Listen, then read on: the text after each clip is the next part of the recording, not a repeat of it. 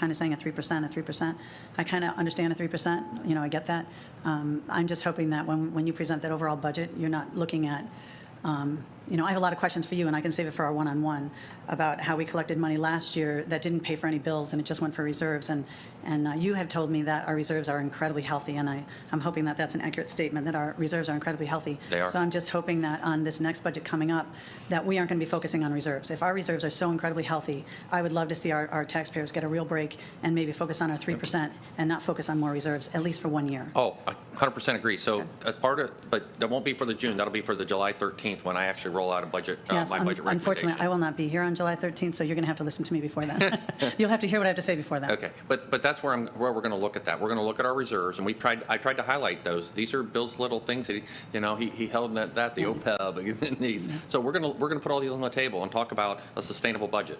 And I think those are all fair game, including how much we have in the health fund and how much we have in OPEB. And let's talk through those. And I appreciate where the departments have come up and said our fund is not where it needs to be, or our fund is healthy. I think this year that has been very helpful for us to help understand that. So I do like this process this year. I think it's been good. I think the information provided has been really good. The performance measures have been really good. It's nice to know that we have a healthy reserves in one department, that we may have to take some. I love that we're hearing about that. So thank you. I think I like this year very well. And unfortunately, I won't be here on the 13th, so you will be hearing me talk a lot about how I'm really expecting a real good break for our taxpayers this round. We'll talk through that either right before you leave or right after you get back. But and just to that point, I think that was really the efforts last year when we were talking about a one-year budget, like we always do, a one-year operating budget. We really looked at it in 2 years. And the idea was that we would build reserves last year in anticipation of economic. We didn't know what was going to happen.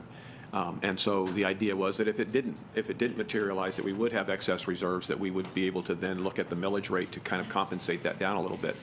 And so there have been some capital additions that have gone to our reserves that you've talked about. The sheriff's, the body cams were one, and some other things. But obviously that's a statement that we'll get to in July in a little more detail. You will, but remember, we still have a lot more departments coming up, and you'll see some of the requests and some that don't report to me that have healthy requests. So we have to include all that into that factor it's one big checkbook, and there's only so many checks to write. So we got to make some of those decisions.